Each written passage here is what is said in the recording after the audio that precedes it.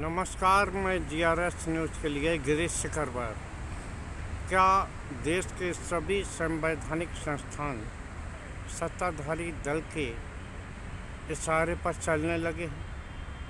ये सवाल मैंने मात्र इसलिए पूछा कि जिस प्रकार ये देखा गया है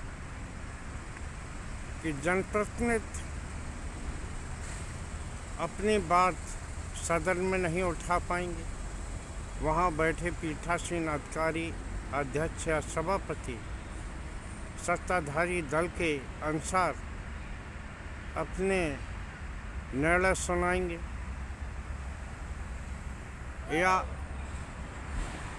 माननीय न्यायालय के भी निर्णय इस प्रकार आने लगे कि वो भी सत्ताधारी दल के अनुसार ही निर्णय दे, या जो लोकतंत्र का यज्ञ होता है जिसके कराने की जिम्मेदारी चुनाव आयोग की होती है, अगर वो चुनाव आयोग भी सत्ताधारी दल के अनुसार तिथियां तय करे, उनके अनुसार नीतियां बनाए और उन्हीं के अनुसार परिणाम भी घोषित करे, तो आखिर आम जनता क्या करे? आम जनता लोकतंत्र में दो पक्ष चुनती है, सत्ताधारी पक्ष और विपक्ष। सत्ताधारी पक्ष का काम ये होता है कि वो बहुमत का सम्मान करते हुए विपक्ष को भी अपने भरोसे में लें और आम जनता की भलाई के लिए काम करें, जबकि विपक्ष का ये काम होता है कि अगर सत्ताधारी दल अपने बहुमत के मद में आम जनता के हकों का हनन करे तो न सिर्फ वो सदन में बल्कि सड़कों पर भी उतर कर उसका विरोध करे और जनता को सचेत करे। लेकिन अगर सदन में ही इन विपक्षी दलों को अपनी बात उठाने का मौका नहीं दिया जाएगा तो आखिर ये विपक्षी दलों का इस मौजूदा राजनीतिक संदर्भ में क्या मायने रह जाए। कल दोनों सदनों में जिस प्रकार का आचरण देखा गया, लोकसभा अध्यक्ष ने तो सदन में घुसते ही सदन को स्थगित कर दिया, जबकि राज्यसभा में सत्ताधारी दल ने जॉर्ज सोरोस को लेकर स्थगन आदेश लाई, जिसको कि माननीय सभापति ने अस्वीकार कर दिया। लेकिन बाद में जब शून्यकाल चल रहा था तो उन्होंने सत्ताधारी दल के सांसदों के नाम ले लेकर उन्हें बोलने का मौका दिया और जिस स्थगन प्रस्ताव को उन्होंने अस्वीकार किया था उसी मुद्दे पर उन्हें बुलवाने की कोशिश की, जिसको लेकर कि विपक्षी दलों खासकर नेता विपक्ष मल्लिकार्जुन खड़गे और दिग्विजय सिंह, जयराम रमेश आश्रय भी उपराष्ट्रपति यानी कि सभापति जगदीप धनखड़ की कहा सुनी है। ये जगदीप धनखड़ वो हैं जिन्होंने न सिर्फ सत्ताधारी दल की चरौरी में अपनी पूरी हदें पार कर दी, जब विपक्ष का कोई नेता सरकार को घेरता है तो तुरंत है उनके मुंह से एक वाक्य निकलता है कि कुछ भी रिकॉर्ड में नहीं जा रहा है, और जब सत्ताधारी दल के नेता विपक्ष के नेताओं को गद्दार कह दें, उन्हें देशद्रोही कह दें, तो वो मंद मंद मुस्कुराते रहते हैं। इसका तोड़ जब सदन में के सहारे विपक्ष को मौका न मिल रहा हो, इसका तोड़ कल राहुल गांधी ने निकाला। उन्होंने एक सदन परिसर में ही विरोध प्रदर्शन किया अडानी को लेकर, आप सभी लोग जानते हैं। गौतम अडानी जिसको लेकर कि अमेरिका की एक अदालत ने गिरफ्तारी वारंट जारी कर दिया है, उस पर चर्चा को लेकर कांग्रेस निरंतर सवाल खड़ी कर रही है, लेकिन लोकसभा में कोई भी बातचीत नहीं हो पा रही है क्योंकि सरकार भी नहीं चाहती। कल एक मनोरंजक रवैया भी राज्यसभा में देखा गया, मुझे लगता है आपसे शेयर करना चाहिए। पहले विपक्षी दल सदन की कार्रवाई में व्यवधान पैदा करते थे और वो सदन को बाधित करने का प्रयास करते थे, लेकिन कल न सिर्फ सदन के सभापति बल्कि सत्ताधारी दल के सांसद, यहाँ तक कि केंद्रीय मंत्री भी सदन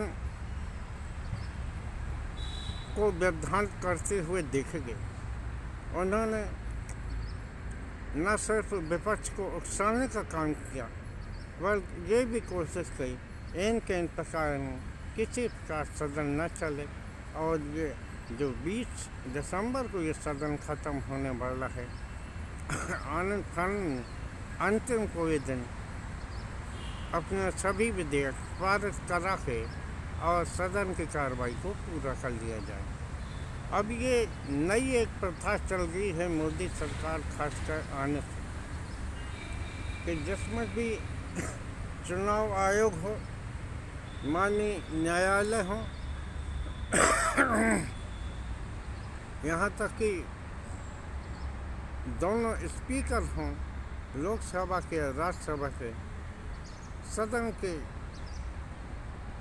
सत्ताधारी दल के अनुसार ही काम करते दिखते। आखिर विपक्ष का मतलब क्या रह जाता है। एक और ऐसी बात है जो आपसे शेयर करना जरूरी, मैंने न्यायालय की बात की। कल उत्तर प्रदेश हाई कोर्ट के वर्तमान न्यायाधीश ने एक सार्वजनिक सभा में एक बयान दिया जिसमें उन्होंने कहा कि देश बहुसंख्यकों की आवाज़ के अनुसार चले। पहले ये कहा जाता था सत्य के साथ चलेगा, लेकिन अब बहुसंख्यक की बात कही गई। यहाँ मेरा सवाल है, माननीय उच्च न्यायालय के न्यायाधीश श्री शेखर यादव हैं, जिन्होंने इस तरह का बयान दिया। उन्होंने कहा कि देश में बहुसंख्यकों के उनका सम्मान होना चाहिए और सभी नियम कानून उनके अनुसार ही बनना चाहिए। कहते कहते हुए यहाँ तक रहे कि एक धर्म विशेष के लोगों को भी उन्होंने टारगेट करने का प्रयास किया और उन्हें उनके बारे में ऐसे शब्द कहे जो संभवतः न तो किसी जज को शोभा देते हैं और न ही ये संवैधानिक रूप से ही उचित है। उन्होंने उन्हें 4 शादियों करने वाला, यहाँ तक कि ज़्यादा बच्चे पैदा करने वाला और उनके धर्म के आधार पर जो बात थी उसको लेकर भी उन्हें सवाल खड़े किए। निश्चित तौर पर अगर नियम एवं कानून या देश, जिसको कि माननीय न्यायाधीश जी ने कहा, अगर वो बहुसंख्यक के अनुसार चलने लगेंगे या कि बहुमत के अनुसार चलने लगेंगे तो निश्चित तौर पर आप बताइए, सबसे पहले इन अदालतों में ही ताला लगाने की ज़रूरत पड़ जाएगी। क्योंकि जिस किसी पे आरोप लगेगा, या आप यूँ समझ लीजिए साधारण सी घटना के अनुसार, जैसे मान लीजिए किसी आदमी ने कोई चोरी की तो वहाँ बहुसंख्यकों का ये रवैया होगा कि इसको तुरंत मौके पर दंड दिया जाए, उसके साथ मारपीट की जाए, तो क्या ये उचित होगा? अगर उचित है तो उसको अपने बात कहने की क्या आज़ादी मिलेगी, और निर्णय भी तुरंत हो जाएगा, तो पुलिस की भी ज़रूरत नहीं रहेगी और ना न्यायालय की ज़रूरत पड़ेगी। यहाँ जिस प्रकार से एक सिटिंग जज ने एक धर्म विशेष के प्रति जिस प्रकार की बातों का उल्लेख किया, अगर कोई कमियां हैं तो आप उसे अपने निर्णयों के जरिए दिखा सकते हैं, लेकिन आप उसका सार्वजनिक रूप से व्याख्यान नहीं कर सकते। ये गाइडलाइन भी होती है, खासकर संवैधानिक पद पर बैठे हुए लोगों को कम से कम इस बात से बचना चाहिए। लेकिन माननीय न्यायाधीश ने जिस प्रकार से यह किया, तो उनकी तो आलोचना की ही जानी चाहिए, और जो कि लानत मनानत हो रही है। निश्चित तौर पर अब विपक्ष क्या करें और आम जनता क्या करें। हो सकता है किसी व्यक्ति पर आरोप ही लगाए जाए और बहुमत का फैसला ये हो कि इस व्यक्ति ने इसको तुरंत दंड मिले, तो क्या सड़क पर ही उसका फैसला कर दिया जाएगा? माननीय न्यायाधीश की बातों को सही माना जाए तो ऐसा लगता है कि वो तुरंत न्याय और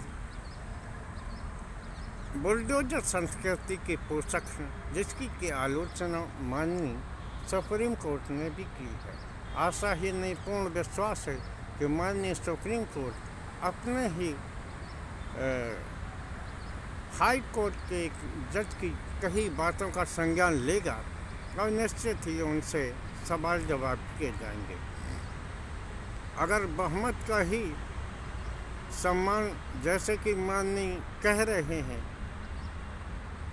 तो बांग्लादेश में जो हो रहा है तो उसको क्या माना जाए, या अन्य मुस्लिम देश हैं जिनमें के हमारे देश के तमाम लोग अपनी आजीविका के लिए वहाँ जाते हैं।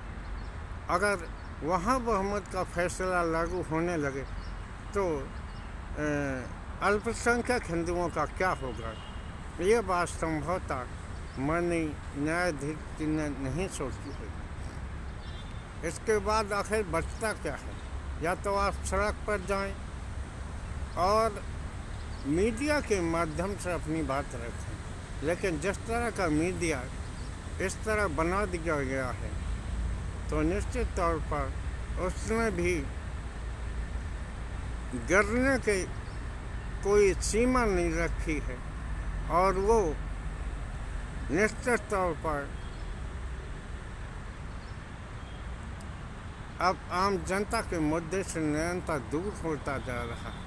उसका अधिकांश समय ऐसी खबरों की खोजबीन में रहता है जो न सिर्फ 80-20 का राय, हिंदू मुस्लिम का राय या सत्ताधारी दल को फायदा देता है। तो आखिर जनता और विपक्ष क्या करेगा? वो वही करेगा जो लोकसभा परिषद में राहुल गांधी ने किया।